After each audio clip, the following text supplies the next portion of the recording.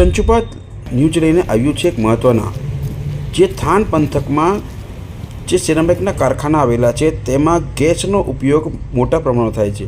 આ ગેસના પૈસા બચાવવા માટે 2 કારખાનેદારોએ ડાયરેક્ટ કનેક્શન લઈ ચોરી કરતા ગેસની ચોરીમાં આ કારખાનેદાર પકડાણા છે. જુઓ, આ છે કારખાનાના મુખ્ય દ્વાર અને પોટ્રી છે. એમાંથી સેનેટરી વેરના મટીરિયલ બને છે આ કારખાનામાં. અને આવા કારખાના અઢળક આ થાન પંથકમાં ધમધમે છે.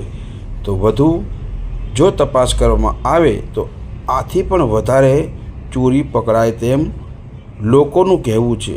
જ્યારે આ 2 કારખાનેદાર ઝડપાતા હવે વધુ તપાસ થાય તો અનેકના તપેલા ચડી જાય એમ છે. જુઓ શું છે હકીકત.